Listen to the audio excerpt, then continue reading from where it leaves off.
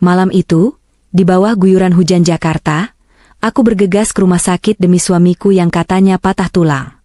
Namun, saat dia terlelap, seorang kepala perawat senior menyelipkan pesan mengerikan yang mengubah hidupku selamanya. Jangan datang lagi, cek kameranya. Sebelum ceritanya dimulai, silakan tulis di kolom komentar dari daerah mana saja teman-teman yang menonton cerita ini. Jangan lupa like dan subscribe agar channel ini bisa semakin berkembang dan bisa mempersembahkan cerita yang lebih menarik lagi. Jakarta sedang tidak ramah malam ini. Hujan deras mengguyur kota tanpa ampun sejak sore tadi, menciptakan genangan di berbagai ruas jalan dan tentu saja, kemacetan yang menggila. Aku menatap kaca jendela taksi online yang buram oleh embun, melihat pantulan lampu-lampu kendaraan yang memanjang seperti sungai cahaya yang macet. Suara petir sesekali menggelegar, membuatku tersentak kaget di kursi penumpang. Pikiranku kalut. Beberapa jam yang lalu, aku menerima telepon dari nomor tak dikenal yang mengabarkan bahwa suamiku, Miko, mengalami kecelakaan. Katanya dia terjatuh dari tangga di sebuah lokasi proyek yang sedang ditanganinya. Kabar itu bagaikan petir di siang bolong, atau dalam kasus ini, petir di tengah badai malam. Miko adalah seorang kontraktor. Usahanya memang sedang lesu beberapa tahun terakhir, tapi dia selalu berusaha terlihat tegar. Mendengar dia terluka saat sedang bekerja membuat hatiku ngilu oleh rasa bersalah dan khawatir. Setelah perjuangan menembus macet selama hampir 2 jam, aku akhirnya tiba di lobi rumah sakit swasta di daerah Jakarta Selatan. Aroma khas rumah sakit, campuran antara pembersih lantai yang tajam, alkohol, dan hawa dingin AC yang menusuk tulang, langsung menyergap hidungku begitu pintu otomatis terbuka.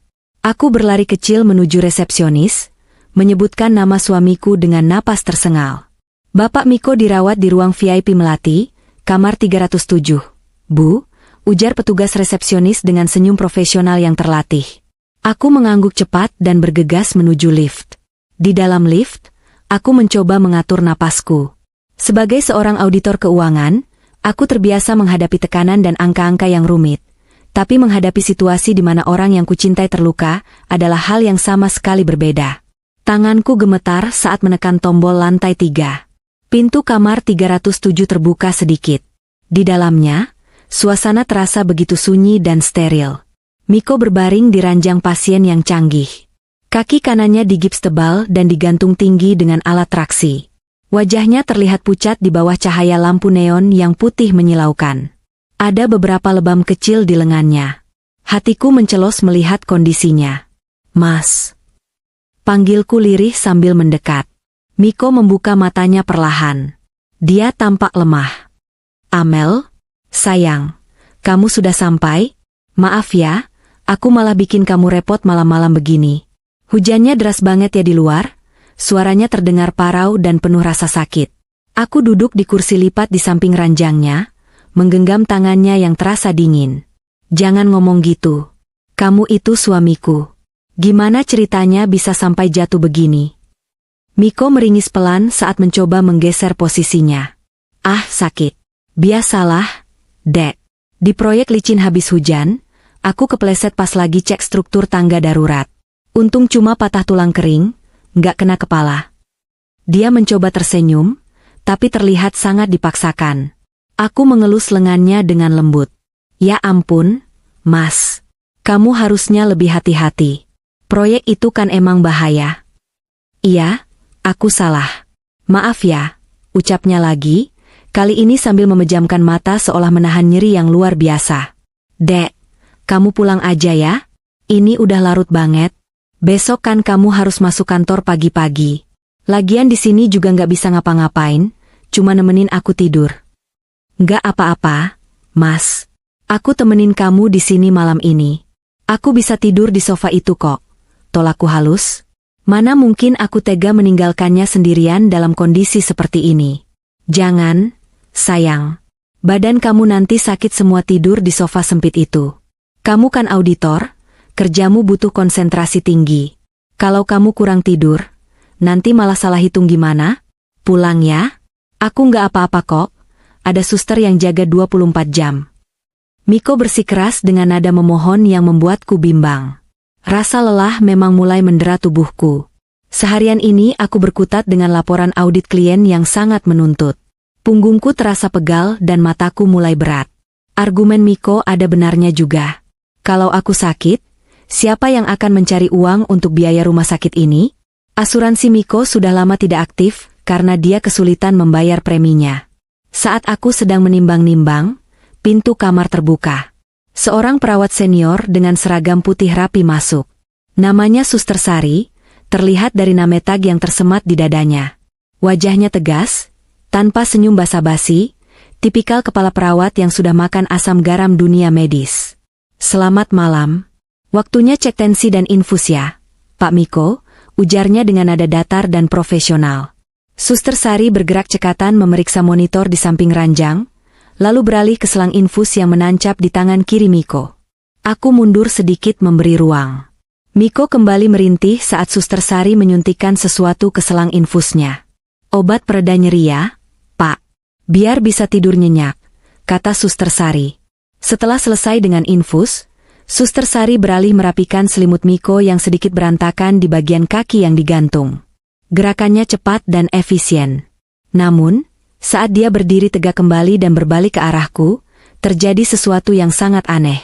Suster Sari menatap lurus tepat ke mataku. Tatapan yang tajam, dingin, dan penuh peringatan, sangat berbeda dengan tatapan perawat pada umumnya. Detik berikutnya, dengan gerakan yang nyaris tak kasat mata saking cepatnya, dia meraih tangan kananku yang sedang bertumpu di pinggiran tempat tidur. Aku tersentak kaget, hampir menarik tanganku. Tapi cengkeraman Suster Sari kuat sekali. Dalam sepersekian detik itu, aku merasakan benda kecil dan kasar berpindah dari telapak tangannya ke telapak tanganku. Ibu Amelia, sebaiknya ibu istirahat di rumah saja. Bapak sudah stabil dan sudah saya beri obat tidur dosis cukup tinggi. Beliau akan tidur sampai pagi, ucap Suster Sari dengan suara lantang yang sepertinya sengaja ditujukan agar Miko mendengarnya. Miko bergumam setuju dengan mata terpejam. Iya tuh, dengerin kata suster, Dek. Pulang gih. Suster Sari melepaskan tanganku dan berjalan menuju pintu keluar tanpa menoleh lagi. Permisi, ujarnya singkat sebelum menghilang di balik pintu. Jantungku berdegup kencang. Aku merasakan benda asing di genggamanku. Kertas. Secari kertas yang diremas. Aku berusaha bersikap normal, meskipun ribuan pertanyaan berkecamuk di kepalaku. Kenapa Suster Sari memberiku kertas ini secara diam-diam? Apa isinya? Aku menatap Miko yang napasnya mulai teratur. Obat tidurnya sepertinya bekerja dengan cepat. Ya udah, Mas, aku pulang dulu ya. Besok pagi sebelum ke kantor aku mampir lagi bawain baju ganti. Pamitku, mencium keningnya sekilas. Dia hanya bergumam tak jelas sebagai jawaban. Aku mengambil tasku dan berjalan keluar kamar dengan perasaan campur aduk. Lorong rumah sakit terasa lebih panjang dan mencekam dari sebelumnya. Aku tidak berani membuka kertas itu di dalam gedung rumah sakit, takut ada CCTV atau perawat lain yang melihat. Aku bergegas menuju lift dan turun ke basement tempat parkir taksi online. Basement itu pengap, bau asap knalpot bercampur dengan bau lembab karena hujan di luar. Suasana sepi dan remang-remang, hanya ada beberapa mobil yang terparkir dan suara tetesan air dari pipa di langit-langit beton. Di sudut yang agak gelap, di bawah lampu neon yang berkedip-kedip, aku berhenti. Tanganku yang gemetar membuka kepalan. Di sana, tergeletak sebuah kertas bon bekas yang sudah diremas menjadi bola kecil. Dengan jari-jari yang terasa kaku, aku perlahan membuka lipatan kertas bon yang kusut itu. Di bagian belakangnya yang kosong, terdapat tulisan tangan yang ditulis terburu-buru menggunakan pulpen tinta hitam. Tulisan itu sedikit berantakan, seolah ditulis dalam keadaan mendesak dan penuh tekanan. Aku mendekatkan kertas itu ke mata, menyipit di bawah cahaya yang minim. Jantungku seakan berhenti berdetak saat membaca kalimat singkat yang tertulis di sana. Bu, suami ibu bohong. Cek rekaman CCTV kamar 307 jam 2 pagi tadi. Aku terpaku di tengah basement yang pengap itu. Tulisan di kertas bon itu seakan melompat keluar dan menampar wajahku. Bu, suami ibu bohong. Cek rekaman CCTV kamar 307 jam 2 pagi tadi. Bohong? Miko bohong soal apa? Soal kakinya yang patah? Soal kecelakaan di proyek? Tapi aku melihat sendiri kakinya digips dan digantung. Aku melihat wajahnya yang pucat menahan sakit. Apa maksud Suster Sari? Kenapa dia harus memberitahuku dengan cara sembunyi-sembunyi seperti ini? Apakah dia takut pada Miko? Atau ada hal lain yang lebih besar dari sekadar kebohongan seorang pasien? Ribuan skenario buruk berputar di kepalaku. Udara di basement yang sudah pengap terasa semakin mencekik. Aku merasa mual. Insting auditorku, yang selalu mencari kebenaran di balik tumpukan data yang terlihat normal, mulai mengambil alih. Jika ada ketidakberesan, aku harus mencari buktinya. Dan Suster Sari baru saja memberiku petunjuk kunci, CCTV. Aku tidak jadi memesan taksi online untuk pulang. Sebagai gantinya, aku berjalan cepat menuju mobil pribadiku yang sejak pagi kuparkir di kantor dan tadi kubawa ke rumah sakit. Aku baru ingat aku tidak naik taksi, tapi menyetir sendiri dalam kepanikan tadi. Pikiranku benar-benar kacau. Aku masuk ke dalam mobil dan langsung mengunci pintu. Aku menyalakan mesin hanya untuk menghidupkan AC, berusaha mengusir hawa panas dan rasa panik yang mulai menguasai diri. Aku tidak bisa pulang dalam kondisi seperti ini. Aku tidak akan bisa tidur. Aku harus tahu kebenarannya malam ini juga. Jam di dashboard menunjukkan pukul 23.15. Aku mengeluarkan ponsel dan menatap layar dengan ragu. Ada satu orang yang bisa membantuku dalam situasi seperti ini. Ryan. Dia adalah teman kuliahku dulu, seorang jenius IT yang sekarang bekerja sebagai konsultan keamanan siber untuk perusahaan-perusahaan besar. Kami sudah lama tidak berkomunikasi intens, hanya sekadar ucapan selamat ulang tahun di media sosial. Tapi Ryan berutang budi padaku. Dulu, akulah yang membantunya keluar dari masalah keuangan saat dia hampir putus kuliah. Dengan jari gemetar, aku mencari kontak Ryan dan menekan tombol panggil. Nada sambung terdengar panjang sekali. 1 kali, 2 kali, 3 kali. Halo? Mel? Tumben nelpon tengah malam gini? Suara Ryan terdengar serak. Sepertinya dia baru bangun tidur atau justru belum tidur sama sekali. Ryan, maaf banget ganggu kamu malam-malam. Aku butuh bantuanmu. Urgent. Ini soal hidup matiku. Suaraku bergetar hebat. Aku tidak bisa menyembunyikan kepanikanku. Hening sejenak di ujung telepon. Nada suara Ryan langsung berubah serius. Oke, Mel. Tarik napas dulu. Kamu kenapa? Kamu di mana? Kamu aman? Aku di parkiran rumah sakit. Ryan, aku butuh kamu untuk akses CCTV. Sekarang. CCTV? CCTV mana? Mel? Kamu tahu kan itu ilegal kalau tanpa izin resmi. Ryan terdengar ragu dan waspada. Aku tahu. Tapi tolonglah, Ryan. Ini soal Miko. Ada sesuatu yang gak beres di rumah sakit ini. Seorang perawat ngasih aku petunjuk untuk cek CCTV kamar Miko jam 2 pagi tadi. Aku mohon, Ryan. Sekali ini aja, demi aku. Aku memelas, air mata mulai menggenang di pelupuk mataku. Ryan menghela napas panjang. Aku tahu dia sedang berperang batin antara prinsip profesionalnya dan rasa persahabatan kami. Oke. Rumah sakit mana? Kamar nomor berapa? Tanyanya akhirnya, menyerah. Aku menyebutkan nama rumah sakit dan nomor kamar Miko. Kamar 307, ruang VIP Melati. Kasih aku waktu 15 menit. Jangan tutup teleponnya. Kamu bawa laptop kan? Iya, ada di tas kerjaku. Oke, nyalain laptopmu sekarang. Sambungin ke hotspot HPMU. Nanti aku kirim link, pintu belakang, yang bisa kamu akses. Aku melakukan instruksi Ryan dengan gerakan mekanis. Menyalakan laptop di pangkuan di kursi pengemudi yang sempit, menyambungkan koneksi internet, dan menunggu dengan jantung yang berdegup tak karuan. 15 menit terasa seperti 15 tahun. Aku terus menatap layar ponsel yang masih tersambung dengan Ryan, mendengar suara ketikan keyboard yang cepat dan intens dari seberang sana. Got it, gumam Ryan tiba-tiba. Sistem keamanannya standar banget untuk ukuran rumah sakit swasta mahal. Oke, Mel. Aku udah kirim link ke emailmu. Buka sekarang. Itu streaming langsung dari server CCTV mereka. Kamu tinggal pilih tanggal dan jamnya di menu playback. Tanganku gemetar hebat saat membuka email dan mengklik tautan yang dikirim Ryan. Layar laptopku berubah menjadi tampilan antarmuka perangkat lunak keamanan yang asing. Ada banyak kotak-kotak kecil berisi rekaman dari berbagai sudut rumah sakit. Aku mencari menu playback, memasukkan tanggal hari ini, dan mengatur waktunya menjadi pukul 1.55 pagi, 5 menit sebelum waktu yang disebutkan Suster Sari. Aku memilih kamera, kamar 307. Layar laptopku menampilkan rekaman hitam putih kamar Miko.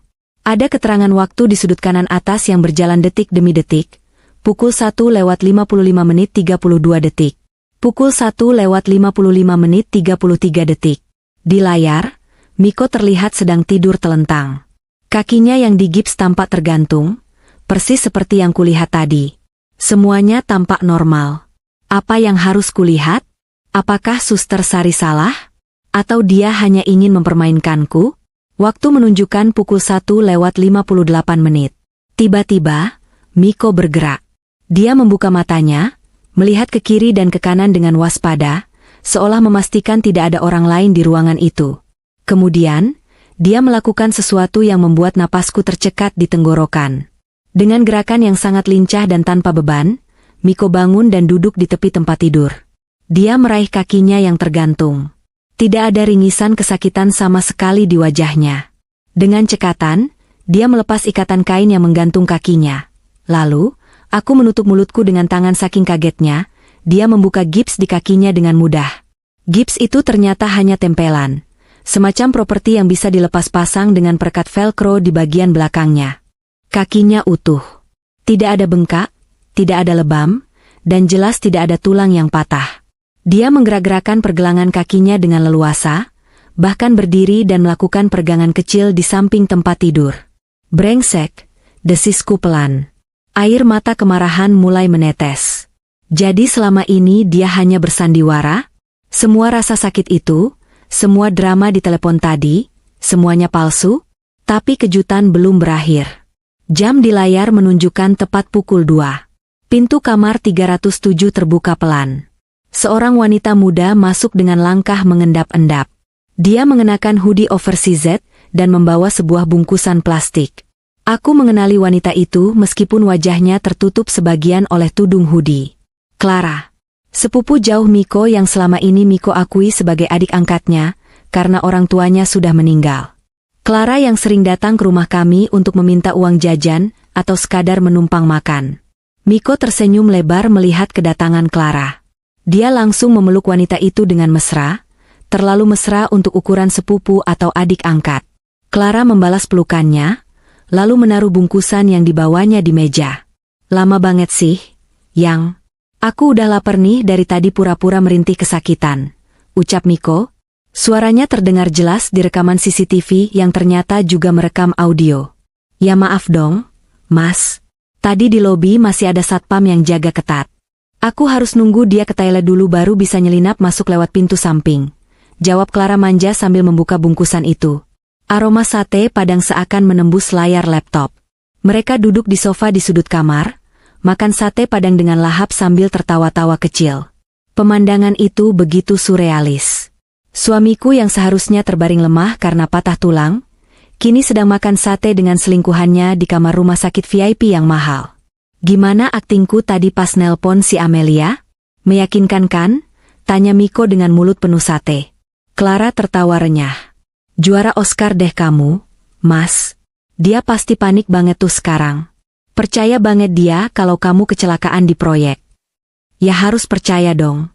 Si Amelia itu kan gampang banget dibodohin kalau udah nyangkut soal aku. Dia itu terlalu naif. Miko mencibir. Yang penting sekarang, gimana caranya bikin dia makin kasihan sama aku, terus mau jual rumah warisan orang tuanya di Menteng itu. Darahku mendidih mendengar kalimat itu. Rumah di Menteng adalah satu-satunya peninggalan berharga dari almarhum ayah dan ibu. Rumah tempatku tumbuh besar, penuh kenangan. Dan mereka berencana menjualnya? Emangnya utang kamu dipinjol sama bos judi online itu udah berapa sih totalnya? Mas, kok sampai harus jual rumah itu? Tanya Clara sambil menyuapkan potongan lontong ke mulut Miko. Miko menghela napas berat, wajahnya berubah muram. Banyak, Rah. Totalnya udah hampir 3 miliar. Bunganya gila-gilaan. Kalau nggak dibayar minggu ini, si bos rentenir itu ngancem mau ngirim orang buat ngabisin aku. Makanya aku harus bikin skenario kecelakaan ini, biar Amelia iba dan mau jual rumah itu buat biaya pengobatan, dan nutupin utang-utang proyek fiktifku. 3 miliar. Uang sebanyak itu habis untuk judi online? Aku merasa duniaku runtuh seketika.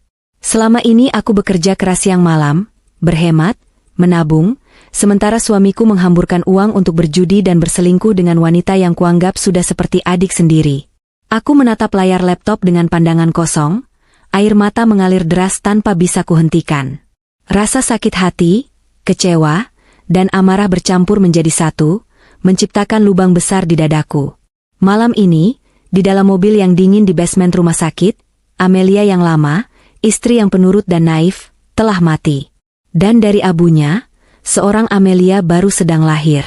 Amelia yang tidak akan tinggal diam melihat hidupnya dihancurkan oleh 2 orang pengkhianat ini. Rian, ucapku lirih pada ponsel yang masih tersambung. Ya, Mel? Kamu lihat apa? Kok kamu diam aja dari tadi? Suara Rian terdengar khawatir. Tolong download rekaman ini dari jam 1.55 sampai jam 2.30. Simpan di servermu yang paling aman. Jangan sampai hilang. Oke, Mel. Tapi, kamu nggak apa-apa kan? Suaramu beda banget. Aku menghapus air mataku dengan kasar. Tatapanku kini dingin menatap layar laptop yang masih menampilkan Miko dan Clara yang sedang tertawa di atas penderitaanku. Aku nggak apa-apa, Rian. Justru sekarang aku merasa sangat sadar. Terima kasih banyak ya. Kamu baru saja menyelamatkan hidupku. Aku menutup telepon, mematikan laptop, dan menyalakan mesin mobil. Hujan di luar sudah mulai reda, tapi badai di dalam diriku baru saja dimulai. Aku tidak akan pulang ke rumah kami. Aku akan ke rumah orang tuaku di Menteng, tempat di mana aku akan menyusun rencana untuk membalas semua perbuatan mereka. Sandiwara ini baru saja dimulai, dan kali ini, akulah sutradaranya. Matahari Jakarta siang ini terasa jauh lebih ganas dari biasanya. Cahayanya yang terik menembus kaca jendela ruang rawat inap VIP Melati, menciptakan siluet panjang di lantai yang dingin. Meski pendingin ruangan sudah disetel di suhu terendah, aku tetap merasa gerah. Bukan karena cuaca, melainkan karena atmosfer di dalam kamar 307 yang semakin sesak dan menyesakkan dada. Hari ini adalah hari ketiga Miko dirawat, atau lebih tepatnya, berpura-pura dirawat. Sesuai dengan kearifan lokal, masyarakat kita, kabar tentang sakitnya seseorang menyebar lebih cepat daripada api yang melalap hutan kering. Sejak pagi, silih berganti kerabat dan kolega datang menjenguk. Tradisi tilik orang sakit yang seharusnya menjadi ajang doa dan dukungan, bagiku hari ini terlihat seperti panggung sandiwara kolosal. Ruangan yang luas itu kini penuh sesak. Aroma buah-buahan, roti, dan bermacam kue basah bawaan para penjenguk bercampur aduk dengan bau obat-obatan, menciptakan aroma yang membuat perutku mual. Miko, sang aktor utama, berbaring di ranjangnya dengan wajah yang diset sedemikian rupa. Lemah, pucat, namun tetap berusaha tersenyum tabah. Kakinya yang dibalut gips palsu itu digantung tinggi, menjadi pusat perhatian dan simpati semua orang. Sabar ya, Mik. Namanya juga musibah, bisa kejadian sama siapa aja, ujar Om Tio, paman Miko, sambil menepuk pelan bahu suamiku. Iya, Om. Makasih banyak udah repot-repot datang. Doain aja biar cepat pulih. Biar bisa kerja lagi cari nafkah buat istri, jawab Miko dengan suara parau yang dibuat-buat. Matanya melirik arahku sejenak, sebuah lirikan manipulatif yang dulu mungkin akan membuatku luluh, tapi kini hanya memancing rasa jijik di ulu hatiku. Clara, si adik angkat, yang merangkap selingkuhan, duduk manis di kursi dekat kepala ranjang. Dia sibuk mengupaskan jeruk untuk Miko, sesekali menyeka keringat di dahi Miko dengan tisu.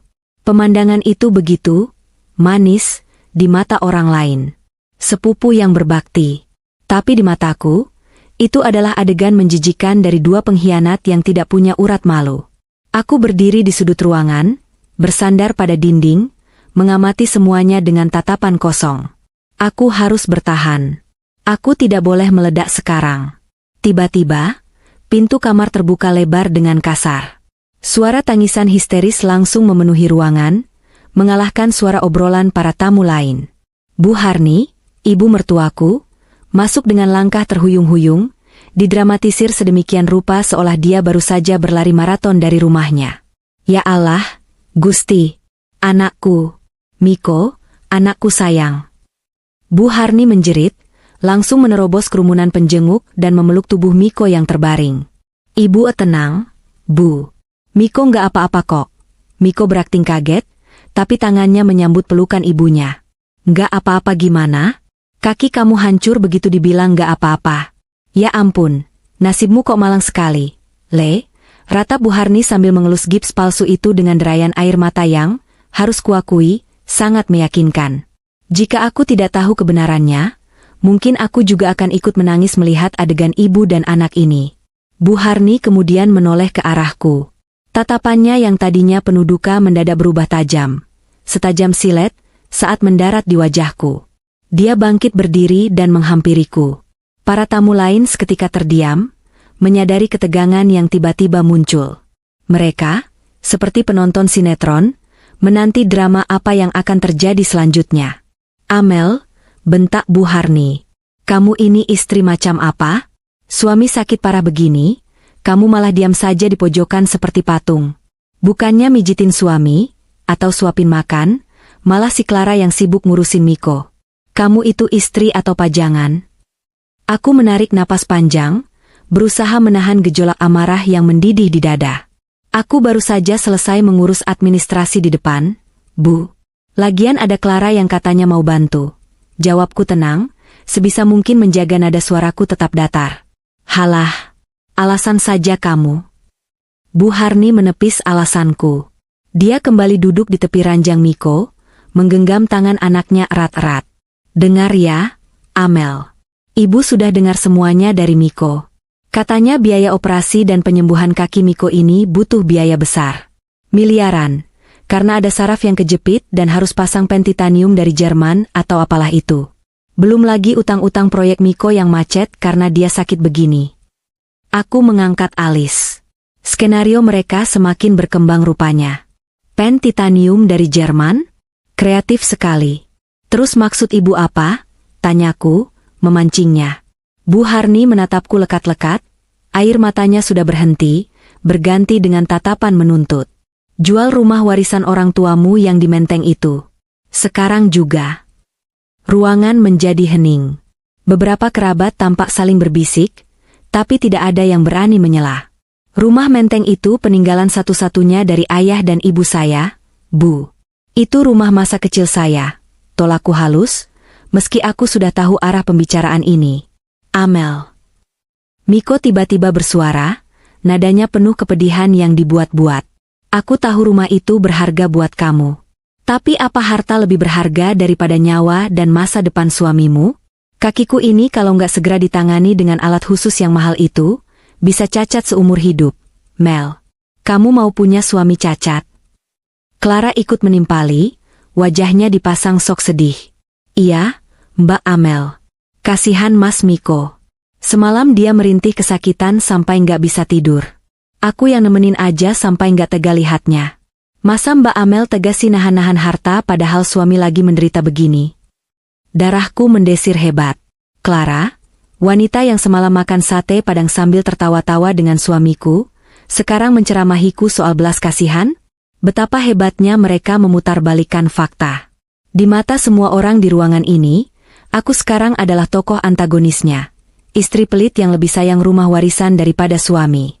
Bu Harni berdiri lagi, mendekatiku dan memegang kedua bahuku, mengguncangnya pelan. Amel, dengarkan ibu. Rumah itu benda mati.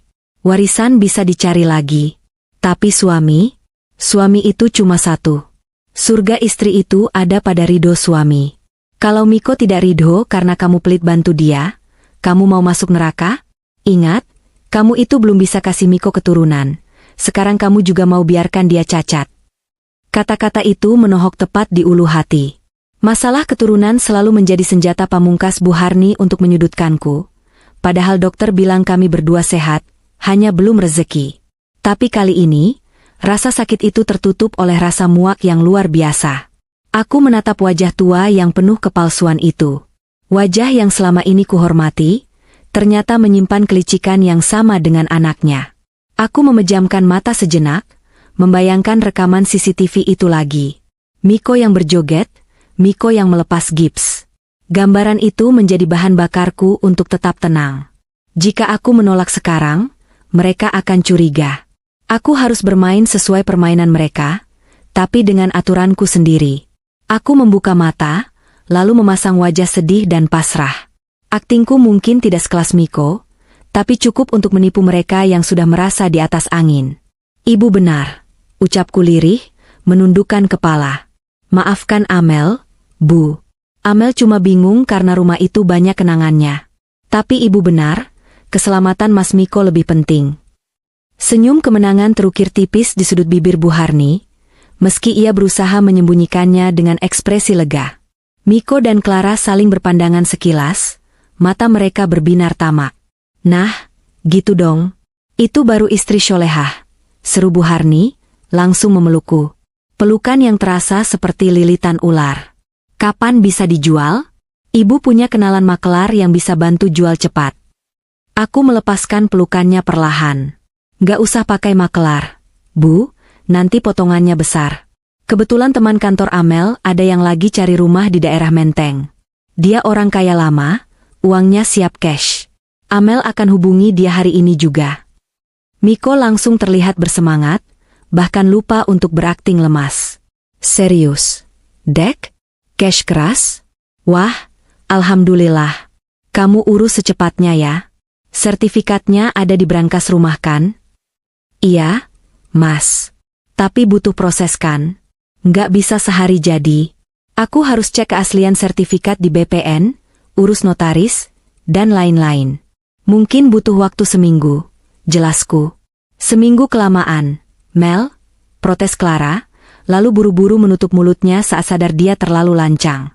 Maksudku, kasihan Mas Miko kalau nunggu seminggu. Iya, tapi ini prosedur hukum. Ra, kalau buru-buru nanti malah harga jatuh atau dianggap bermasalah. Sahutku logis. Tenang saja, Bu, Mas Miko. Aku akan urus penjualan rumah itu. Aku janji akan lakukan yang terbaik demi kesembuhan Mas Miko. Dalam hati aku menambahkan, demi kehancuran kalian. Ya sudah, yang penting kamu sudah setuju, kata Bu Harni puas. Dia kembali duduk di samping Miko, mengupas pisang dan menyuapkannya. Kalian lihat kan? Menantu saya ini memang kadang harus dikerasi dulu baru sadar. Tapi aslinya baik kok. Para tamu mengangguk-angguk, memuji kebijaksanaan Bu Harni dan pengorbanan diriku. Aku merasa ingin muntah. Rasanya aku sudah tidak sanggup lagi bernapas di ruangan yang penuh kemunafikan ini. Bu, Mas, aku pamit balik ke kantor dulu ya. Ada kerjaan mendesak yang harus diselesaikan. Sekalian mau hubungi calon pembeli rumah itu. Pamitku. Iya, sana. Kerja yang rajin biar rezekinya lancar. Usir Bu Harni tanpa menoleh. Hati-hati, sayang. Kabari aku kalau sudah deal ya. Miko melambaikan tangan dengan gaya sok manis. Aku mengangguk kaku, lalu berbalik dan melangkah keluar dari kamar 307. Begitu pintu tertutup di belakangku, aku bersandar sejenak di dinding koridor, menarik napas dalam-dalam. Oksigen di luar kamar ini terasa jauh lebih bersih.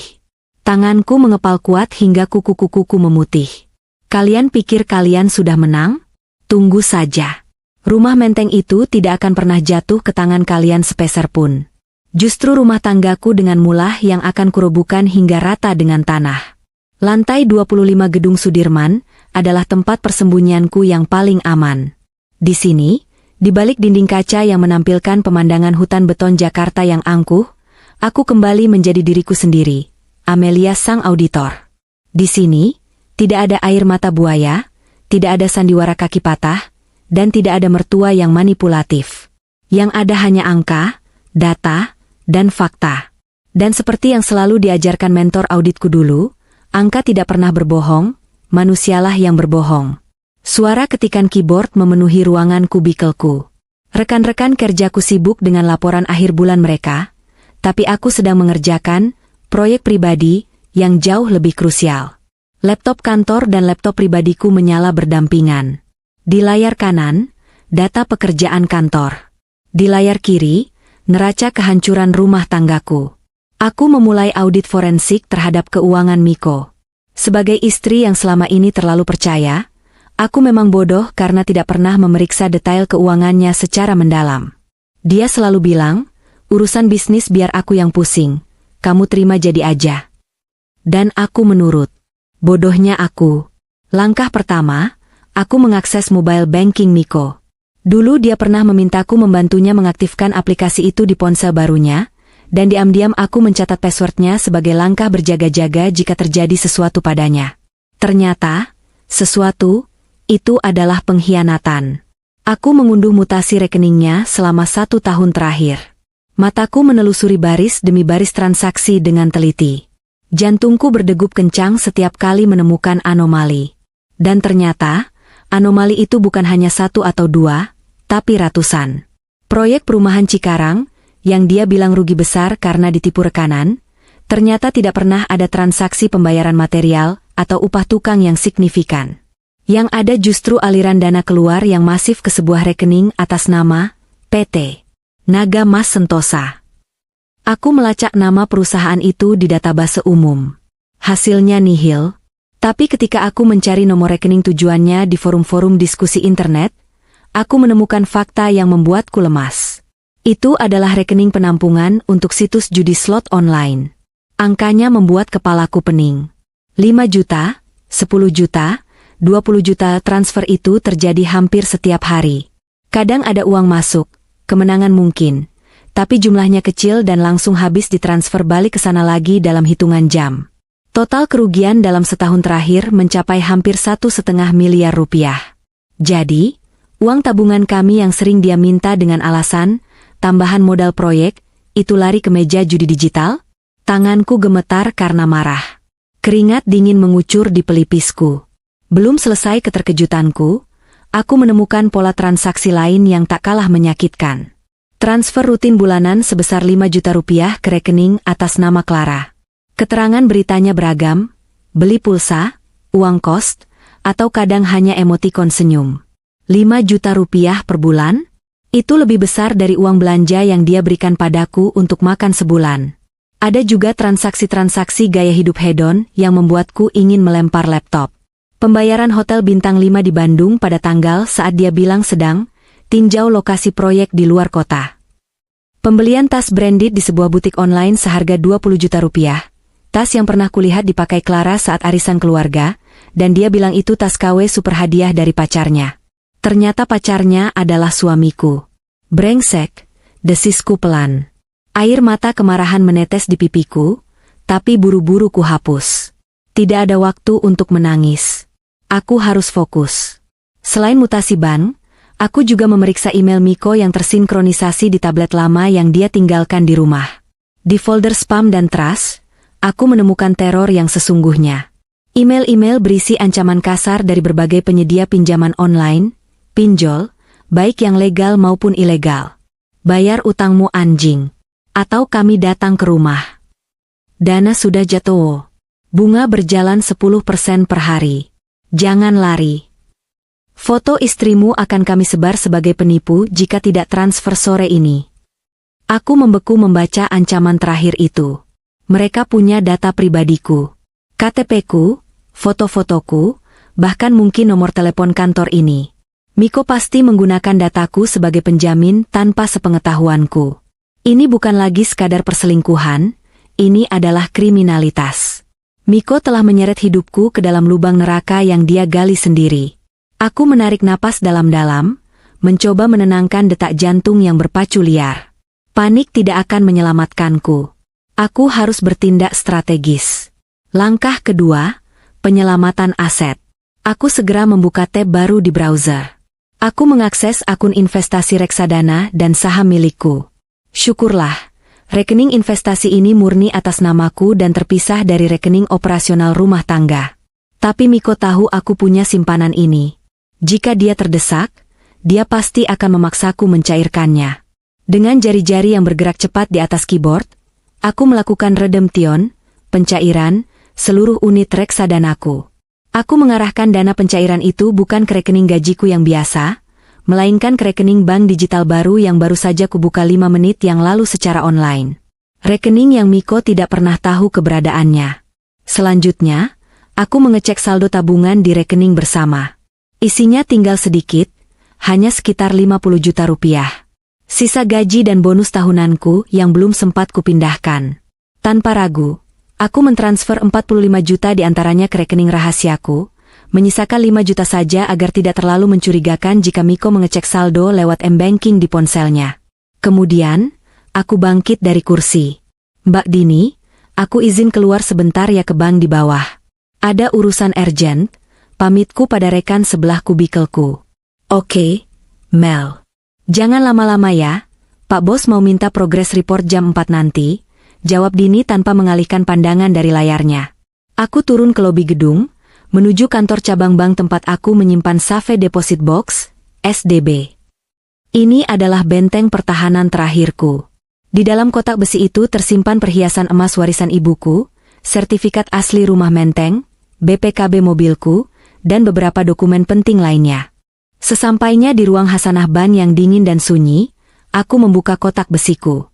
Hatiku sedikit lega melihat sertifikat tanah bercover hijau itu masih ada di sana. Aman. Miko tidak bisa menjual rumah itu tanpa sertifikat asli ini. Dia mungkin berpikir sertifikat itu ada di brankas rumah seperti yang kubilang tadi di rumah sakit. Padahal, aku sudah memindahkannya ke sini sejak setahun lalu, karena firasatku mulai tidak enak melihat gelagatnya yang sering bohong. Ternyata firasat istri memang tidak pernah salah. Aku mengambil semua perhiasan emas, sertifikat, dan dokumen penting itu. Aku memasukkannya ke dalam tas laptopku yang besar.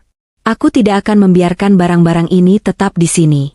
Miko tahu aku punya SDB di bank ini, meski dia tidak pegang kuncinya. Aku tidak mau mengambil risiko dia memalsukan surat kuasa, atau memaksa petugas bank dengan cara-cara preman. Aku akan memindahkan semua ini ke SDB di bank lain di wilayah yang berbeda, bank tempat teman SM aku bekerja sebagai kepala cabang, sehingga aku bisa menitipkan pesan khusus untuk keamanan ekstra. Setelah itu, aku mampir ke mesin ATM. Aku mengganti PIN kartu debitku. Aku juga menelepon call center kartu kredit untuk memblokir kartu tambahan yang dipegang Miko. Alasannya, hilang dicopet. Biar saja dia malu saat kartunya ditolak nanti. Kembali ke kantor, aku merasa sedikit lebih tenang secara finansial, tapi beban mental masih menghimpit. Miko punya utang miliaran. Dia dikejar rentenir sadis. Dan dia berencana menumbalkan rumah warisanku. Aku menatap layar laptopku lagi. Audit sudah selesai. Vonis sudah dijatuhkan. Miko bukan hanya suami yang gagal dan peselingkuh, dia adalah parasit yang berbahaya. Dan parasit harus dibasmi sebelum dia membunuh inangnya. Tiba-tiba ponselku bergetar. Pesan WhatsApp masuk dari Miko. Mas Miko, suami sayang, gimana? Udah nelpon pembelinya? Orang bank barusan nelpon aku nawarin KTA, aku tolak kok. Aku setia nunggu hasil jual rumah aja. Love you. Aku membaca pesan itu dengan tatapan jijik. Love you, katanya. Cuy. Aku mengetik balasan dengan jari yang mantap. Udah, Mas. Barusan aku telpon. Dia setuju beli. Harganya sesuai permintaan kita. Besok dia mau transfer DP besar. Mas tenang aja ya, fokus sembuh. Send. Umpan sudah dilempar. Ikan sudah menyambar. Sekarang tinggal menunggu waktu untuk menarik kailnya. Besok akan menjadi hari yang sangat menarik. Langit sore Jakarta tampak muram, seolah turut merasakan ketegangan yang sedang merayap di lorong-lorong rumah sakit VIP Melati. Awan hitam menggantung rendah, menyebarkan bayang-bayang kelabu ke dalam kamar rawat inap nomor 307. Lampu-lampu koridor mulai dinyalakan satu persatu, menciptakan suasana temaram yang justru menambah kesan mencekam bagiku. Namun, bagi 3 orang lain di dalam kamar ini, sore ini adalah sore yang penuh harapan palsu. Aku duduk di sofa kulit di sudut ruangan, berpura-pura sibuk membalas pesan di ponselku. Padahal, ekor mataku terus mengawasi gerak-gerik Miko dan Clara. Sejak aku kembali dari kantor sejam yang lalu dengan membawa kabar bohong itu, suasana hati mereka berubah drastis menjadi sangat ceria. Miko yang tadinya merintih-rintih manja, kini terlihat segar bugar meski masih mempertahankan posisi kakinya yang digantung. Clara pun jadi lebih rajin melayaniku, membawakanku teh hangat dan menawariku pijatan pundak, sebuah keramahan yang terasa seperti racun manis. Jadi beneran besok cair ya, Dek? Full payment? Tanya Miko untuk yang ke-10 kalinya dalam 1 jam terakhir. Matanya berbinar tamak, seolah sudah melihat tumpukan uang di depan mata. Aku tersenyum tipis, menahan rasa jijik yang bergejolak di perut. Iya, Mas. Tadi Pak Darmawan, pembelinya, sudah konfirmasi ke notaris. Dia orangnya nggak suka ribet. Asal sertifikat asli ada, dia langsung transfer lunas ke rekeningku besok pagi.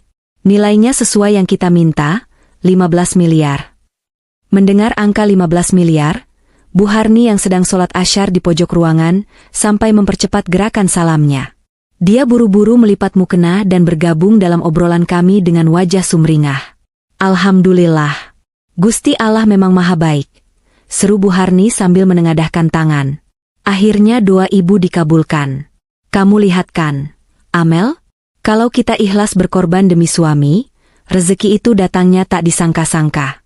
15 miliar itu cukup buat operasi kaki Miko di Singapura sekalian, sisanya bisa buat modal usaha Miko lagi biar bangkit. Iya, Bu, jawabku singkat. Dalam hati aku tertawa miris. Operasi di Singapura? Modal usaha? Atau modal judi slot dan belanja tas mewah untuk selingkuhan? Sayang, kalau gitu aku mau ke toilet dulu ya sebentar. Perutku agak mulas, ujarku sambil bangkit berdiri.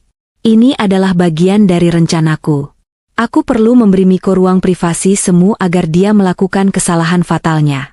Ya udah sana, jangan lama-lama ya, sahut Miko santai. Dia bahkan tidak menatapku, sibuk mengutak-atik ponselnya dengan senyum lebar. Aku berjalan menuju kamar mandi di dalam ruang VIP itu, masuk, lalu menutup pintunya namun tidak sampai rapat. Aku menyisakan celah kecil, cukup untuk lensa kamera ponselku mengintip dan merekam suara dengan jelas. Jantungku berdebar kencang. Aku bertaruh pada kebodohan dan kesombongan Miko. Dan tebakanku benar. Begitu dia mengira aku sudah di dalam kamar mandi dan menyalakan keran air, trik klasik untuk menyamarkan suara, Miko langsung menelepon seseorang. Halo, bos. Hahaha, iya ini gue, Miko. Suaranya terdengar lantang dan penuh percaya diri. Berbeda jauh dengan suara suami sakit yang dia tunjukkan padaku tadi. Aku menahan napas, mengarahkan kamera ponselku ke celah pintu. Di layar, terlihat Miko sedang menelepon dengan wajah angkuh, sementara Clara dan Bu Harni senyum-senyum mendengarkan. Santai, bos. Jangan galak-galak gitulah. Gue kan udah bilang, gue ini orang kaya, cuma lagi apes aja kemarin. Besok utang gue yang 3 miliar itu gue lunasin semua. Cash, nggak perlu dicicil. Miko tertawa keras. Iya, bini gue udah setuju jual rumah warisannya. Gampang lah, dia itu orangnya bego, gampang gue setir. Gue tinggal akting sakit dikit, nangis-nangis, langsung luluh dia. Darahku mendidih mendengar kata-kata itu keluar dari mulutnya sendiri. Bego, gampang disetir. Jadi begitulah dia memandangku selama 5 tahun pernikahan kami. Bukan sebagai mitra hidup, tapi sebagai sapi perah yang bodoh. Pokoknya besok lo siapin aja rekening lo. Begitu duit masuk, gue transfer. Sisanya mau gue pakai buat happy-happy dulu sama adik gue. Miko mengedipkan mata pada Clara yang terkikik geli. Oke, bos. SIP. Jangan teror gue lagi ya. Gue ada di RS Melati nih. Lagi stay Cation berkedok sakit. Haha. Klik. Sambungan telepon terputus. Aku mematikan rekaman di ponselku dengan tangan gemetar. Bukti sudah di tangan. Pengakuan langsung bahwa sakitnya hanya akting dan tujuannya memang untuk menguras hartaku. Tapi aku belum puas. Aku ingin dia merasakan teror yang sesungguhnya. Aku membuka daftar kontak di ponselku. Tadi siang, saat mengaudit email Miko, aku mencatat nomor telepon, debt collector lapangan, yang sering mengirim ancaman paling sadis. Nama kontaknya di ponsel Miko disamarkan menjadi tukang AC. Tapi aku tahu itu adalah nomor para penagih utang suruhan bandar judi. Dengan menggunakan nomor baru yang baru saja kubeli kartunya di kantin rumah sakit tadi siang, aku mengetik pesan singkat namun mematikan. Kepada DC Cobra Target, Miko, suami Amelia, lokasi, RS VIP Melati, kamar 307. Lantai 3. Info, target tidak sakit. Dia pura-pura patah tulang untuk menghindari kalian. Dia baru saja dapat uang 15 miliar hasil jual rumah istrinya hari ini. Uangnya ada di koper di bawah tempat tidur. Datang sekarang sebelum dia kabur ke luar negeri malam ini. Sent. Aku menambahkan bumbu, uang di koper, dan kabur ke luar negeri untuk memancing amarah dan keserakahan para penagih utang itu agar mereka datang secepat kilat. Preman-preman itu tidak akan mau kehilangan mangsa gemuk. Setelah pesan terkirim, aku menarik napas panjang, membasuh wajahku dengan air dingin di wastafel untuk menghilangkan jejak kemarahan, lalu keluar dari kamar mandi dengan wajah segar. "Udah lega, Dek?" tanya Miko basa-basi. "Udah, Mas," jawabku sambil tersenyum manis. "Oh ya, aku mau turun ke kantin sebentar ya cari kopi. Ngantuk banget rasanya." "Beliin Ibu martabak ya kalau ada di depan," pinta Bu Harni tanpa rasa bersalah. "Siap, Bu. Nanti Amel belikan." Aku keluar dari kamar, tapi tidak pergi ke kantin. Aku berjalan menuju lobi depan rumah sakit, duduk di salah satu bangku tunggu yang strategis di mana aku bisa melihat pintu masuk utama. Aku ingin menyambut tamu-tamu istimewa yang kuundang tadi. Sekitar 30 menit kemudian, sebuah mobil SUV hitam berhenti mendadak di depan lobi. 3 orang pria berbadan besar, berkulit gelap, dan berwajah sangar turun dari mobil. Mereka mengenakan jaket kulit dan celana jeans sobek-sobek. Aura intimidasi langsung terasa begitu mereka melangkah masuk. Satpam sempat mencoba menegur, tapi salah satu dari mereka membentak dan menepis tangan satpam itu dengan kasar. Mereka berjalan lurus menuju lift dengan langkah lebar dan penuh emosi. Aku melihat jam tanganku. Tepat waktu. Pertunjukan utama akan segera dimulai. Aku berdiri, merapikan blazerku, dan berjalan santai mengikuti mereka dari jarak aman. Aku tidak ingin melewatkan 1 detik pun dari drama yang akan terjadi di kamar 307. Saatnya sang sutradara menyaksikan hasil karyanya. Suasana koridor lantai 3 yang biasanya tenang, karena merupakan area VIP, mendadak berubah tegang. Langkah kaki berat 3 pria berbadan besar itu menggema di lantai marmer, membuat beberapa perawat dan pengunjung lain menyingkir ketakutan. Aku berjalan di belakang mereka dengan jarak sekitar 10 meter. Jantungku berdegup kencang bukan karena takut, melainkan karena antisipasi yang membuncah. Para penagih utang itu, mari kita sebut saja tim Kobra, sepertinya tidak peduli dengan aturan jam besuk atau ketenangan rumah sakit. Mereka punya satu tujuan, uang. Dan pesan provokatifku tadi sukses membakar sumbu amarah mereka. "Mana kamar 307?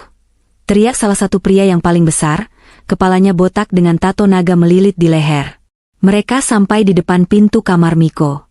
Tanpa mengetuk, tanpa permisi, pria botak itu menendang pintu kamar hingga terbuka lebar. Brak!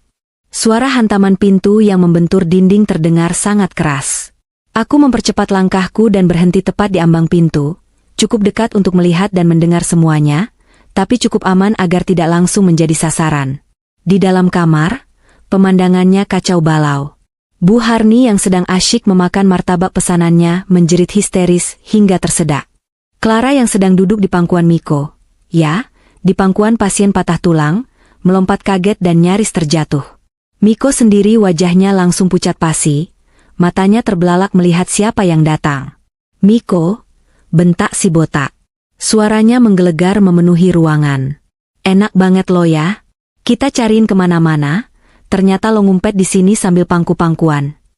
"Bebos. Kobra." Miko tergagap, keringat dingin langsung membanjiri dahinya. "Kakok bisa tahu saya di sini?" "Nggak usah banyak tanya. Mana duit gue?" Si botak maju selangkah, mencengkeram kerah baju pasien Miko. Miko, dengan insting pengecutnya, langsung kembali ke mode acting. Dia melemaskan badannya dan mulai merintih.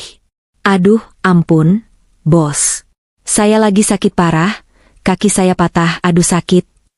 Bu Harni, meski gemetar ketakutan, mencoba membela anaknya. Kamu siapa main masuk-masuk aja? Anak saya ini sakit keras. Kakinya digantung begitu kamu nggak lihat? Lepaskan atau saya teriak panggil polisi." Si botak tertawa mengejek, diikuti 2 anak buahnya. "Sakit? Halah. Gue dapat info lo cuma pura-pura. Lo baru dapat duit 15 miliar kan? Mana duitnya? katanya di bawah kasur. Salah satu anak buah kobra langsung mengacak-acak kolong tempat tidur, melempar barang-barang dengan kasar. Gak ada koper duit, bos, lapornya. Bohong. Siapa yang bilang saya punya 15 miliar? Miko berteriak panik, suaranya melengking. Saya nggak punya duit. Sumpah. Alah, banyak bacot. Si botak mengangkat tangannya, hendak menampar Miko. Saat itulah aku melangkah masuk dengan tenang ke dalam ruangan. Selamat malam, bapak-bapak. Maaf pintunya jangan dirusak ya, nanti saya yang harus ganti rugi ke rumah sakit. Semua mata tertuju padaku. Miko menatapku dengan tatapan bingung bercampur harap. Mungkin dia pikir aku akan membayarkan utangnya seperti biasa. Amel tolong aku. Mereka mau bunuh aku. Si botak menatapku tajam. Lo siapa? Istrinya? Betul, Pak. Saya Amelia, istri dari pasien yang katanya sakit ini, jawabku tenang, menekankan katanya. Aku berjalan mendekati meja di seberang tempat tidur, tempat remote Smart TV tergeletak. Bagus. Laki lo utang 3 miliar sama bos gue. Bayar sekarang atau dia gue bawa, ancam si botak. Bu Harni menangis meraung-raung. Amel, cepat bayar. Pakai uang jual rumah itu. Kamu tega lihat suamimu mati? Aku tersenyum manis pada Bu Harni, lalu beralih menatap Miko yang wajahnya sudah seperti mayat hidup. Mas, Ibu, Clara, sepertinya ada salah paham di sini. Rumah menteng itu belum laku. Dan tidak akan pernah saya jual. Apa? Seru Miko dan Bu Harni bersamaan. Dan soal utang Mas Miko. Aku mengambil remote TV, menekan tombol power. Layar besar di dinding menyala. Aku sudah menghubungkan ponselku ke TV itu sebelumnya. Saya rasa bapak-bapak penagih utang perlu melihat ini sebelum membawa suami saya. Supaya tidak ada keraguan soal kondisi kesehatannya. Aku menekan tombol play. Video rekaman CCTV jam 2 pagi itu terpampang jelas di layar 50 inci. Kualitas gambarnya tajam. Semua orang di ruangan itu terdiam. Hening yang mencekam. Di layar, terlihat Miko melepas gipsnya dengan lincah. Lalu Clara masuk. Mereka makan sate. Dan puncaknya, Miko berdiri, menarik tangan Clara, dan mereka berdua melakukan joget TikTok yang sedang viral dengan gerakan yang sangat energik. Miko melompat, berputar, dan menggoyangkan pinggulnya. Tidak ada tanda-tanda patah tulang sedikit pun. Si botak melongo melihat layar, lalu perlahan menoleh ke arah Miko dengan tatapan yang jauh lebih mengerikan dari sebelumnya. Wajahnya merah padam karena merasa dipermainkan. Jadi, geram si botak. Suaranya rendah tapi mematikan. Lo bohongin kita semua? Lo bilang kaki lo hancur? Tapi lo bisa joget TikTok. Miko gemetar hebat, giginya beradu. Dia mencoba bicara tapi tidak ada suara yang keluar. Clara sudah mundur perlahan ke pojok ruangan, wajahnya pucat pasi, mencoba menjauh dari Miko. Aku mematikan TV. Seperti yang Bapak lihat, suami saya sehat walafiat. Dia sangat bugar, bahkan cukup kuat untuk berjoget. Jadi silakan Bapak bawa dia. Dia bisa bekerja paksa atau apapun untuk melunasi utangnya. Saya sebagai istri, angkat tangan. Amel, kamu gila ya? Jerit Bu Harni. Dia hendak menerjangku, tapi salah satu anak buah kobra menahannya dengan satu tangan. Saya tidak gila, Bu. Saya hanya waras. Saya sudah tahu perselingkuhan Mas Miko dengan Clara. Saya sudah tahu semua uang saya habis untuk judi. Dan saya tidak sudi menjual rumah warisan orang tua saya untuk membiayai pengkhianat. Ucapku dingin, menatap mata Bu Harni lekat-lekat. Aku beralih ke Miko yang kini menangis, benar-benar menangis ketakutan. Mas, selamat menikmati, tamu, yang kamu undang sendiri dengan perilakumu. Aku pergi. Surat cerai akan dikirim pengacaraku minggu depan. Amel, jangan pergi. Sayang, maafin aku. Aku hilaf. Amel. Miko berteriak histeris, mencoba turun dari ranjang, tapi kerah bajunya sudah dicengkeram lagi oleh si botak. Mau kemana lo, penipu? Bentak si botak. Bawa dia. Seret ke mobil. Kita urus di markas. Tidak Aak. Ibu. Tolong Miko.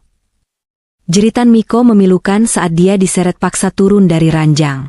Gips palsunya terlepas dan menggelinding di lantai, menjadi bukti bisu kebohongan yang hancur lebur. Bu Harni pingsan di tempat melihat anak kesayangannya diseret seperti karung beras. Clara mencoba menyelinap keluar, tapi aku menghalanginya di pintu. Mau kemana, Ra? Tanyaku. Mbak, aku nggak ikut-ikutan. Cicit Clara ketakutan. Oh, kamu ikut-ikutan banget. Kamu nikmati uangnya, kamu nikmati suaminya, sekarang kamu nikmati juga akibatnya. Itu Bu Harni pingsan, urus dia. Dan siap-siap, aku akan tuntut kamu atas pasal perzinahan. Buktinya sudah lengkap, bisikku di telinganya. Aku melangkah keluar dari kamar 307 dengan perasaan yang luar biasa lega. Di belakangku, suara keributan, teriakan, dan tangisan masih terdengar. Tapi bagiku, itu adalah musik yang indah. Di koridor, beberapa perawat dan satpam berlarian menuju kamar 307. Aku hanya menyingkir sedikit memberi jalan. Suster Sari, kepala perawat yang memberiku pesan itu, berdiri di dekat Nurse Station. Dia menatapku. Aku mengangguk hormat padanya sambil tersenyum tipis, mengucapkan terima kasih tanpa suara. Suster Sari membalas anggukanku, matanya menyiratkan rasa hormat. Malam ini hujan sudah reda. Aku berjalan keluar dari gedung rumah sakit, menghirup udara malam Jakarta yang polutif tapi terasa sangat segar di paru-paruku. Pertunjukan sudah selesai. Layar sudah ditutup. Dan Amelia yang baru, kini siap melangkah ke babak kehidupan selanjutnya tanpa beban. Matahari Jakarta Selatan siang ini bersinar begitu terik, seolah ingin membakar sisa-sisa kesabaran siapa saja yang berada di bawahnya. Namun, bagiku, panas yang menyengat kulit ini tidak sebanding dengan rasa dingin yang menjalar nyaman di dalam hatiku.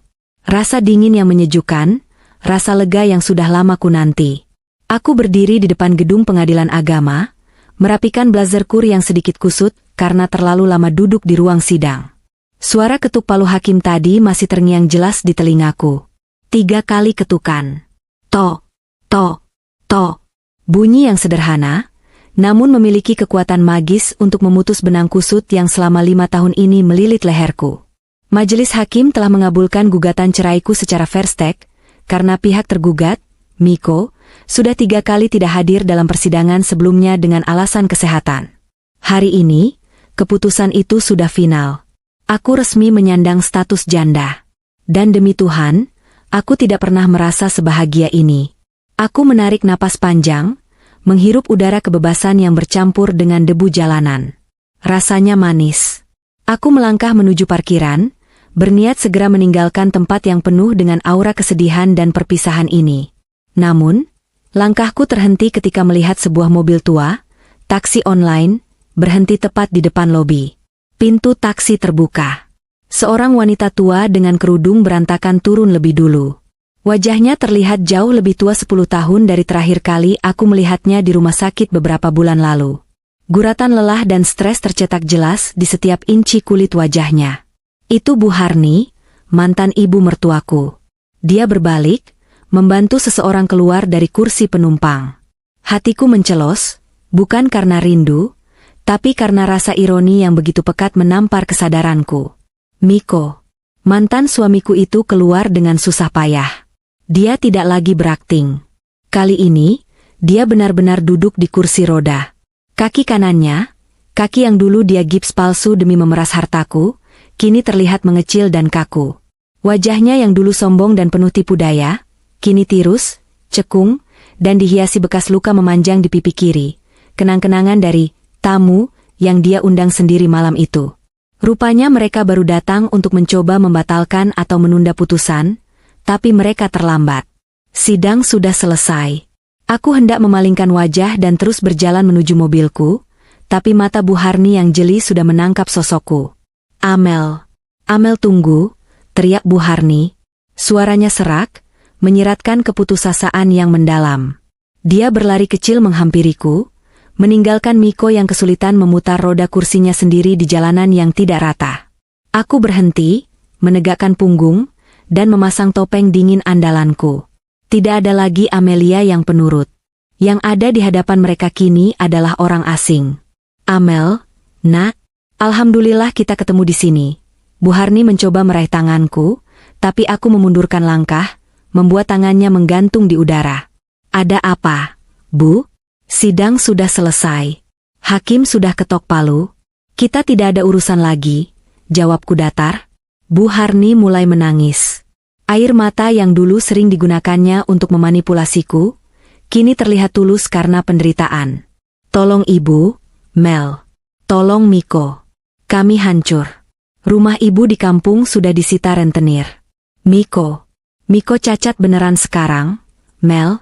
Kakinya dihajar habis-habisan sama orang-orang itu waktu malam kejadian di rumah sakit. Tulangnya remuk, sarafnya putus. Dia nggak bisa jalan normal lagi seumur hidup. Aku menatap Miko yang kini sudah berada beberapa meter di belakang ibunya. Dia menunduk, tidak berani menatap mataku. Bahunya berguncang pelan, entah menangis atau menahan malu. Itu bukan urusan saya lagi, Bu. Itu konsekuensi dari pilihan hidup Miko sendiri. Dia yang berutang, dia yang menipu, dia yang mengundang bahaya. Sahutku tanpa emosi. Tapi dia suamimu, Mel, mantan suamimu. Apa kamu gak punya hati sedikit pun? Ratap Bu Harni. Si Clara, perempuan jalang itu, dia kabur begitu tahu Miko dibawa preman.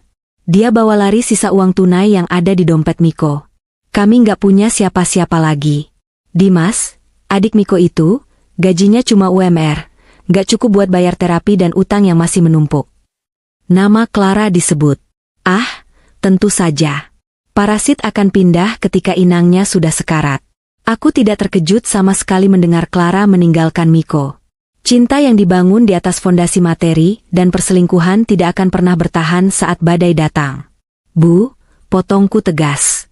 Saya sudah berbaik hati tidak memenjarakan Miko atas kasus penipuan dan pemalsuan dokumen yang dia lakukan untuk pinjol atas nama saya. Saya sudah melunasi utang-utang yang mengatasnamakan saya, dengan uang hasil kerja keras saya sendiri, bukan uang warisan. Itu sudah lebih dari cukup. Jangan minta lebih. Miko tiba-tiba mengangkat kepalanya. Matanya merah dan basah. Mel, maafin aku, Mel. Aku nyesel. Sumpah aku nyesel. Tolong kasih aku kesempatan kedua. Aku janji bakal berubah. Aku rela jadi babumu, asalkan kamu mau nampung aku lagi. Aku nggak kuat hidup miskin dan dikejar-kejar orang, Mel. Kata-kata itu meluncur dari mulutnya begitu mudah. Kesempatan kedua? Setelah dia berencana menjual rumah warisan orang tuaku demi berjudi? Setelah dia bersenang-senang dengan wanita lain saat aku bekerja banting tulang? Aku melangkah mendekati kursi roda Miko. Bu Harni menatapku dengan harap, mengira aku luluh. Aku berjongkok sedikit agar mataku sejajar dengan Miko. Aroma tubuhnya kini apek, bercampur bau minyak urut murah. Jauh berbeda dengan Miko yang dulu selalu wangi parfum mahal yang kubelikan. Maaf, Miko, koreksiku. Kamu ingat malam di rumah sakit itu? Saat kamu joget TikTok dengan kaki yang katanya patah? Saat itu kamu sangat bahagia, kan? Kamu merasa di atas angin karena berhasil membodohi istrimu yang bego ini. Miko terisak, jangan dibahas lagi, Mel. Aku hilaf. Bukan hilaf, Miko. Itu watak, bisikku tajam. Kamu tahu, Tuhan itu maha adil. Kamu pura-pura pincang untuk mendapatkan uang haram. Sekarang Tuhan kasih kamu pincang beneran biar kamu bisa merenung. Nikmati, hadiah, dari Tuhan itu. Gunakan sisa hidupmu untuk bertaubat, bukan untuk mencari inang baru yang bisa kamu hisap darahnya. Aku berdiri kembali, menatap Bu Harni yang kini wajahnya pucat pasi mendengar ucapanku. Dan Ibu, ujarku pada mantan mertuaku. Aku meraih tangan kanannya. Bu Harni terkejut, matanya berbinar, mungkin mengira aku akan memberinya uang. Aku menunduk, mencium punggung tangan keriput itu dengan takzim. Bukan ciuman sayang, tapi ciuman perpisahan. Ciuman penghormatan terakhir pada orang tua yang pernah kuanggap ibu sendiri, sebelum dia menunjukkan warna aslinya. Terima kasih sudah pernah menerima saya di keluarga ibu. Terima kasih atas semua pelajaran hidup yang sangat mahal ini. Berkat ibu dan Miko, Amel jadi wanita yang kuat dan tidak mudah ditipu lagi. ucapku tulus. Aku melepaskan tangannya perlahan. Mulai detik ini, pintu rumah saya tertutup untuk kalian. Haram bagi saya memberikan sepeser pun uang saya untuk kalian. Jangan pernah cari saya lagi. Assalamualaikum. Tanpa menunggu jawaban, aku berbalik badan.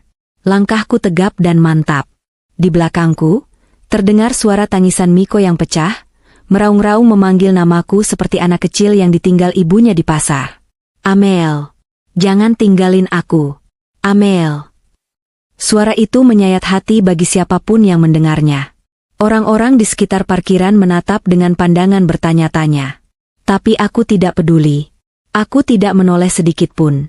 Aku masuk ke dalam mobilku, membanting pintu, dan mengunci semua akses.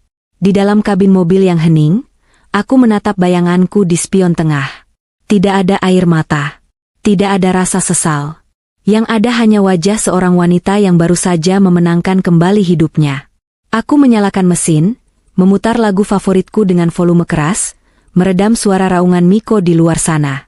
Mobilku melaju meninggalkan pelataran pengadilan, meninggalkan masa lalu yang kelam, meninggalkan dua manusia yang pernah menjadi pusat duniaku namun berakhir menjadi racun.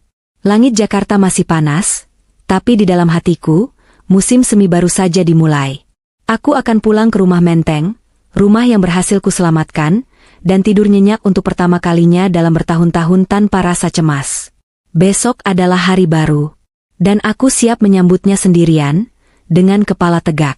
Setahun kemudian, angin sejuk pegunungan Lembang menyapa wajahku dengan lembut, membawa aroma pinus dan tanah basah sisa hujan semalam. Aku duduk di sebuah kursi kayu di teras kafe outdoor, yang menghadap langsung ke lembah hijau. Di tanganku, secangkir hazelnut latte hangat mengepulkan asap tipis yang menari-nari di udara dingin. Jauh berbeda dengan hiruk-pikuk Jakarta yang menyesakan, Bandung memberiku ketenangan yang selama ini ku cari. Setahun ini, aku menata ulang hidupku. Keping demi keping, bata demi bata. Seperti proyek renovasi villa tua yang sedang kutangani di seberang bukit sana, aku merenovasi jiwaku yang sempat retak. Melamun lagi, Bu Auditor? Sebuah suara bariton yang ramah membuyarkan lamunanku. Aku menoleh dan tersenyum. Danu berdiri di sana, mengenakan kemeja flanel kotak-kotak dan helm proyek yang dijepit di ketiaknya. Wajahnya yang teduh dihiasi senyum tulus yang selalu berhasil membuat hatiku hangat. Danu adalah arsitek utama dalam proyek villa yang sedang kami kerjakan. Dia juga rekan kerja yang dulu membantuku saat masa-masa sulit perceraian, memberikan dukungan profesional tanpa modus, tanpa pretensi, hanya sebagai teman yang peduli. Nggak melamun, NU. Cuma lagi menikmati udara bersih. Mahal ini harganya kalau di Jakarta, jawabku sambil mempersilakan dia duduk. Danu tertawa kecil, menarik kursi di hadapanku. Iya sih. Progres villa gimana menurutmu? Laporan keuangan aman? Aman terkendali. Cash flow sehat. Material sesuai spek, nggak ada markup harga kaya. Aku menghentikan kalimatku, tersenyum kecut. Yah, kayak yang dulu-dulu. Danu mengangguk mengerti. Dia tahu sejarahku. Dia tahu trauma finansial yang pernah kualami akibat ulah Miko. Syukurlah. Senang kerja sama kamu, Mel. Kamu teliti banget. Klien puas banget sama laporan transparansi yang kamu buat. Itu tugasku, kan? Aku menyeruput kopiku. Oh ya, Enu. Kemarin Dimas, adiknya mantan suamiku, menghubungi aku. Ekspresi Danu berubah sedikit serius. Oh ya? Ada masalah lagi? Mereka ganggu kamu lagi? Aku menggeleng pelan. Enggak. Dimas cuma mau ngabarin. Katanya, Miko kena stroke ringan minggu lalu. Danu terdiam sejenak, menatapku lekat-lekat seolah mencari sisa-sisa rasa sakit atau dendam di mataku. Terus? Kamu gimana? Aku meletakkan cangkir kopi ke meja, menatap pemandangan bukit hijau di kejauhan. Jujur, aku nggak ngerasa apa-apa. Nggak seneng, nggak sedih juga. Datar aja. Kayak dengar kabar orang asing yang sakit. Dimas bercerita panjang lebar di telepon kemarin. Katanya, setelah kejadian di pengadilan waktu itu, hidup Miko dan Bu Harni makin terpuruk. Mereka tinggal di kontrakan petak yang sempit di pinggiran kota. Bu Harni harus berjualan gorengan di usianya yang senja untuk menyambung hidup, karena Miko sama sekali tidak bisa bekerja. Kondisi kaki Miko yang tidak diterapi dengan benar membuatnya infeksi berulang kali. Ditambah stres berat karena dikejar sisa-sisa utang dan rasa penyesalan, pembuluh darah di otaknya pecah. Sekarang Miko lumpuh separuh badan, bicaranya pelo, dan hanya bisa berbaring di kasur tipis seharian. Ironis. Dulu dia pura-pura sakit di kasur rumah sakit mewah untuk menipuku. Sekarang dia benar-benar sakit di kasur lusuh, tanpa ada yang bisa menolongnya kecuali ibunya yang sudah tua renta. Clara? Kabar terakhir yang didengar Dimas, wanita itu sudah menikah siri dengan seorang juragan tanah tua di kampung sebelah, menjadi istri keempat atau kelima, entahlah. Lingkaran setan yang tidak ada habisnya. Dimas sempat minta bantuan uang, tanya Danu hati-hati. Dia nggak minta secara langsung. Dia anak yang baik, beda sama kakaknya. Dia cuma bilang, ibu kewalahan beli popok dewasa buat Mas Miko. Nadanya putus asa, jawabku. Lalu kamu bantu? Aku transfer sekian juta ke rekening Dimas. Aku bilang, ini sedekah untuk orang sakit, bukan karena aku masih peduli sama Miko. Dan aku tegaskan, ini yang terakhir. Aku juga kasih nomor yayasan sosial yang bisa bantu urus orang sakit terlantar. Itu bantuan terakhirku sebagai sesama manusia. Danu tersenyum lebar, tatapannya penuh kekaguman. Kamu wanita hebat, Mel. Gak banyak orang yang bisa memaafkan, atau setidaknya berdamai, dengan masa lalu sekelam itu tanpa menyimpan dendam yang menggerogoti. Dendam itu capek, menguras energi. Mending energinya dipakai buat cari duit dan bangun villa cantik kayak gini. Candaku, mencoba mencairkan suasana. Benar banget. Danu tertawa. Dia kemudian merogoh saku kemejanya, mengeluarkan sebuah brosur. Ngomong-ngomong, minggu depan ada pameran arsitektur di Singapura. Aku butuh partner buat audit estimasi biaya proyek di sana. Sekalian jalan-jalan. Kamu mau ikut? Tiket dan akomodasi kantor yang tanggung. Aku tertegun menatap brosur itu. Singapura. Negara yang dulu dijadikan alasan Miko untuk operasi palsunya. Sekarang, tawaran ke sana datang sebagai prestasi kerja, bukan sebagai drama penipuan. Aku menatap Danu. Di matanya, aku melihat ketulusan. Bukan tatapan manipulatif, bukan tatapan yang menuntut, tapi tatapan seorang pria yang menghargai wanita sebagai mitra yang setara. Selama setahun ini, Danu selalu ada. Tidak pernah memaksa masuk, tapi selalu menjaga di ambang pintu hatiku, menunggu sampai aku siap membukanya sendiri. Apakah aku siap? Entahlah. Tapi aku tahu satu hal, aku tidak lagi takut. Aku tidak lagi trauma. Luka itu sudah kering menjadi parut yang mengingatkanku betapa kuatnya aku bertahan. Singapura ya? Gumamku. Boleh juga. Paspor aku udah lama nganggur. Mata Danu berbinar. Serius? Oke, nanti malam aku urus tiketnya. Tiba-tiba, rintik hujan mulai turun perlahan. Orang-orang di kafe mulai bergeser mencari tempat berteduh, tapi aku dan Danu masih duduk di sana, di bawah payung besar yang melindungi meja kami. Aku menengadah menatap langit. Di ujung cakrawala, di sela-sela awan kelabu yang mulai menyingkir, bias warna-warni melengkung indah muncul malu-malu. Pelangi. Orang bilang, pelangi hanya muncul setelah hujan badai yang hebat. Dan itu benar. Badai dalam hidupku sudah berlalu. Hujan air mata yang dulu membanjiri bantal tidurku sudah reda. Kini, langitku mulai cerah kembali. Aku bukan lagi Amelia yang bodoh. Aku bukan lagi korban.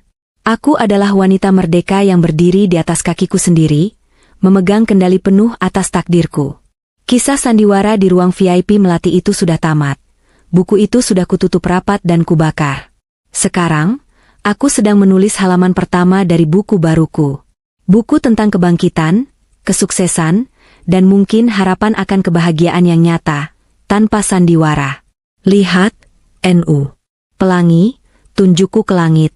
Danu mengikuti arah telunjukku, lalu kembali menatapku. Indah ya? Iya, indah banget. Maksudku, kamu. Kamu yang sekarang terlihat indah banget, Mel, lebih cerah dari pelangi itu. Wajahku memanas. Aku tertawa kecil, menyembunyikan rona merah di pipiku dengan meminum sisa kopiku. Angin Lembang berhembus lagi, tapi kali ini tidak terasa dingin. Rasanya hangat, sangat hangat. Hujan telah reda, pelangi telah tiba, dan hidupku baru saja dimulai.